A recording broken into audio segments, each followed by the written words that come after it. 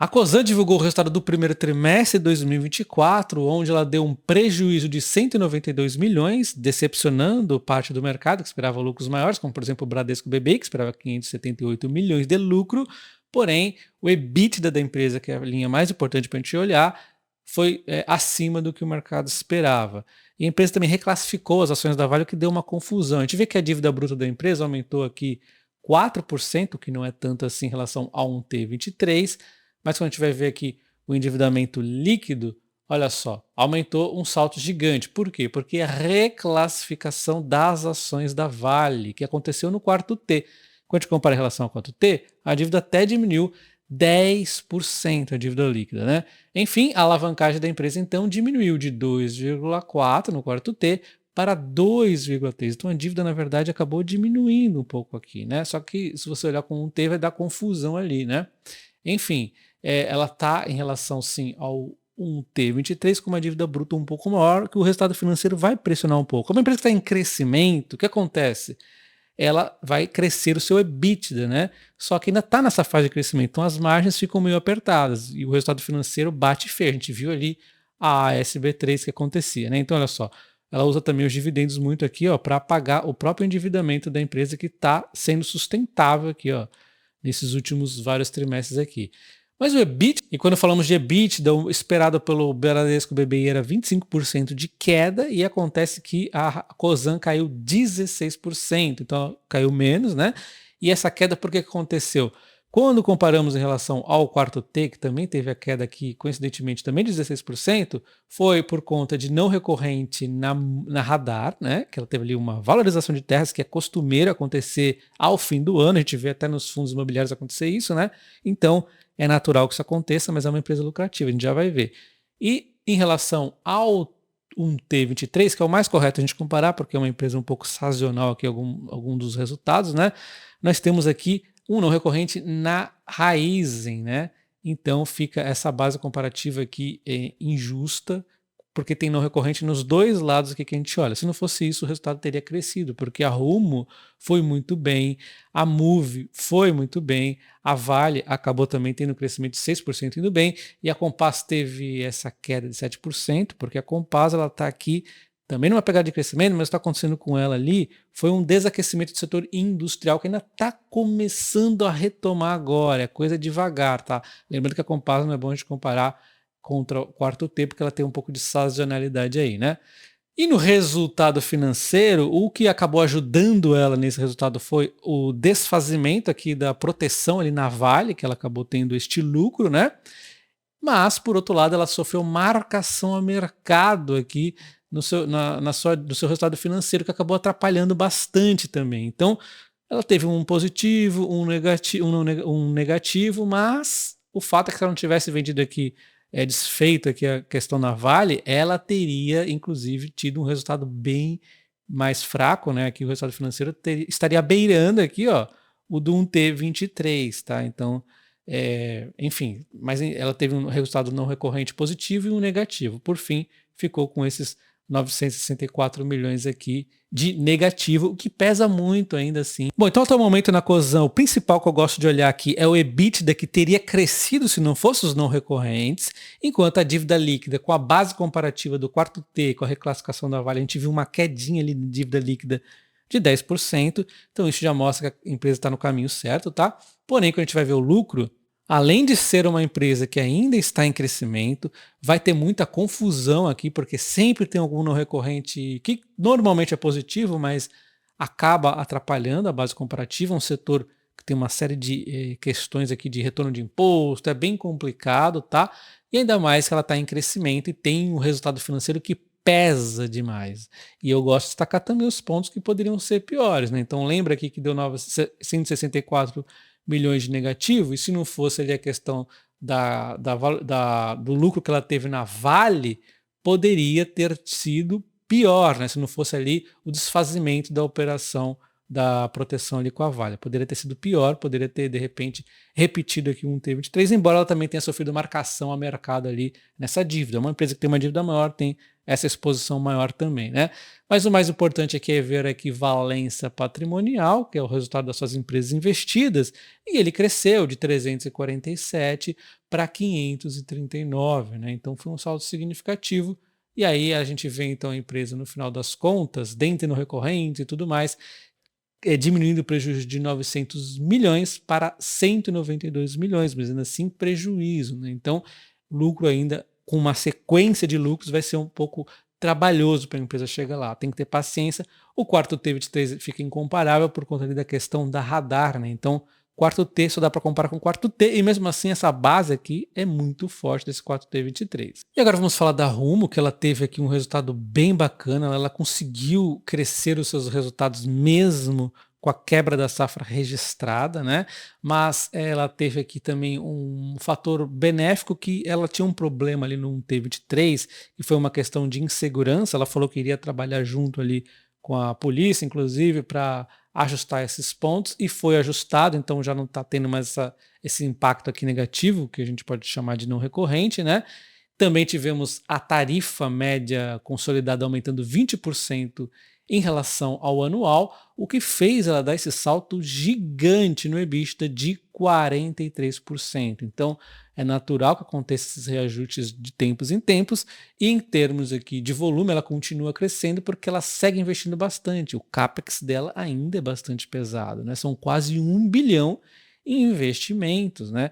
E ainda cresceu 4% em relação a um T23. Então, é muito investimento. Se você olhar lá no T, o que ela investia era quase o EBITDA dela, agora já deu uma folga, né? Então isso aqui, ó, já é uma bela de uma vantagem que a empresa consegue. E o que ela está investindo, o quê? Primeiro que tem as manutenções, que teve um pouquinho de aumento, e tem as expansões, como por exemplo o projeto da extensão no Mato Grosso ali do Lucas do Rio Verde, que é uma nova linha ali. Então a empresa tem uma série de crescimentos para fazer, tem as manutenções normais, um setor de bastante investimento. Então isso aqui foi muito bacana porque deu uma folga muito grande entre EBITDA e investimentos, né? E aí nós temos a Compass, que a venda de gás aqui ficou estável em relação a um T23. É bom a gente comparar trimestres equivalentes nessa empresa aqui, que é um pouco sazonal. O EBITDA dela, então, caiu 6% por conta do setor industrial, que ainda está fraco. A recuperação começa a acontecer, mas está muito modesta a demanda industrial ainda, a recuperação. A gente teria tido uma queda de 12% no EBITDA, se não fosse essa nova frente que vem estreando com ela aí recentemente, né? E vem dando bons resultados agora. 48 milhões aqui nesse trimestre, é muito sazonal. A gente vê, olha só o salto que tinha dado no quarto T, né? Então é natural, mas o que tem aqui? GNL, TRSP, que é o terminal lá, né? E o biometano.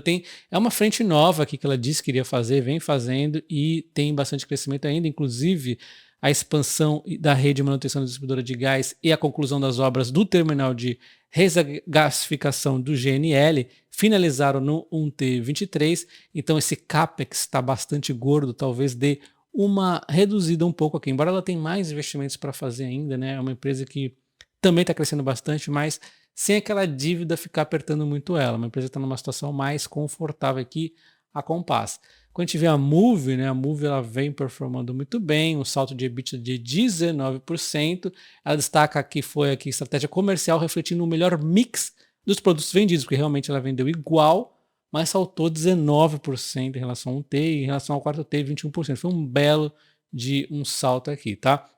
Aí temos a Radar, que é uma empresa lucrativa, né? A gente pode ver o EBITDA dela bacana, as margens são boas. A gente vê que uma certa estabilidade quando a gente compara os trimestres, e tem esse quarto T, que é a reclassificação, né? Aí realmente é um pouco difícil de comparar desse jeito. Tem que esperar o quarto T para ter alguma comparatibilidade. Tem a valorização de terras, ainda tem 5 bilhões referentes à participação da Cosan e 16,3 bilhões lá em terras que podem ter valorizações, embora eu ache essa valorização toda que aconteceu no quarto T23 seja um pouco mais forte do que o normal para acontecer. E para fechar, nós temos a Raízen, que a atenção aqui de todo mundo está voltada para a Raízen, onde nós tivemos o preço do etanol caindo 31%, que foi o grande vilão aqui do resultado, enquanto o preço do açúcar, embora tenha subido 3%, a gente viu que ele até caiu um pouquinho ali ao longo do primeiro trimestre, então talvez no próximo trimestre tenha um pouquinho de impacto aqui no açúcar, embora o etanol, por outro lado, ele começou a subir ali em meados, mais para o fim ali do primeiro trimestre. Então a gente vai ter uma recuperação parcial aqui no preço do etanol, enquanto o preço do açúcar talvez caia um pouquinho, mas o açúcar já está começando ali a se estabilizar, né? E vai ter a tendência de subir aí no longo prazo. Bom, então o que aconteceu foi o seguinte, né? Nós temos aqui o preço atrapalhando aqui a frente de renováveis, né? Principalmente o preço, que também renováveis tem também a questão elétrica lá, né, e tal. Açúcar foi muito bem, enquanto mobilidade teve não recorrente, e foi isso aqui que atrapalhou o resultado da empresa. Senão, ela teria tido um resultado melhor, ela saltou aqui. Se a gente compara o que caiu no renovável, subiu muito mais no açúcar, então teria sido um resultado positivo. Ainda teve a questão aqui na corporação, eliminação e outros, que é uma linha que além de oscilar muito, ela tem, por exemplo, a Oxo está sendo contabilizada aqui dentro, é uma frente ali que está crescendo muito e que ela está dando receita, mas a parte do lucro também vai ter que esperar mais um pouco, né? O setor aqui não dá para você crescer desse jeito, magicamente já começar a dar lucro da noite por dia. Ela está crescendo muito rápido na Lojas Oxo. E tem um monte de coisa aqui dentro que ela põe na corporação, um monte de custo, enfim. Tem que explicar mais detalhadamente aí no vídeo, que eu acho que eu expliquei para os membros do canal, inclusive, como está aqui mais detalhadamente a Raízen, né? Bom, e a Vale dispensa comentários, você sabe que ela teve um operacional muito bacana, a empresa que está enfrentando dificuldades políticas, mas em termos de minério de ferro, por mais que reclamem da China, ela está ali relativamente estável, o minério de ferro está se aguentando ali a bons patamares, a empresa é lucrativa, tem transição energética, tem minério de qualidade, né?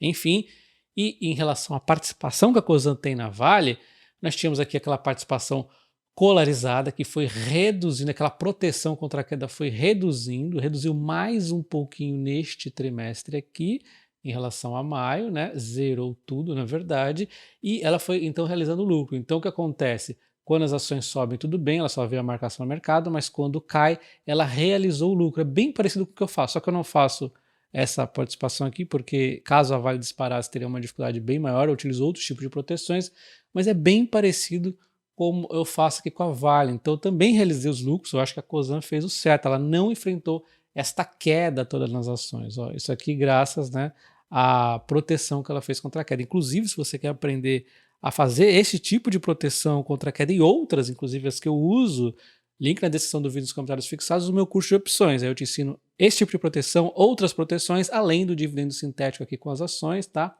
Por fim, observem o que a Cosan fez com a Rumo, tá? A Rumo, quem dava alguma coisa aqui para a Rumo neste período aqui de prejuízos bilionários, 2 bilhões de prejuízo, 1 bilhão de prejuízo, era uma desgraça e nem era culpa dela, ela teve ali que se comprometer a comprar a América Logística, fazia parte dos planos de crescimento da Rumo e assim, quem é que acreditava nisso na época? Mas a Rumo, aliás, a Cosan foi lá e conseguiu fazer isso, né, na Rumo. Então olha só o crescimento, agora a empresa chegou neste ano, nos últimos 12 meses, ao lucro bilionário, ela chegou a fazer bilhão de lucro, uma empresa que dava prejuízo de 2 bilhões, agora está fazendo 1 bilhão de lucro, e é essa mesma trajetória que eu vejo aqui as outras empresas fazendo. A Raízen aqui está num período difícil por conta do etanol na baixa, o açúcar até deu uma osciladinha, mas o açúcar ainda está bem e tende a ficar bem por muito tempo, vai crescer ainda mais até. E a mobilidade que tem aquelas volatilidadezinhas ali, né, que é normal em distribuição de combustível. E eu acredito em toda essa frente da Raízen, acredito que a Rumo vai continuar no crescimento dela, a Moove já está se provando, a Compass também está mostrando, a Terras ali com a Radar também está se mostrando o crescimento, e tem a Vale, que é tudo isso que a gente já acompanha. Enfim, o case da Cosan não é resolvido na noite por dia, é paciência. Um abraço e até o próximo. Valeu!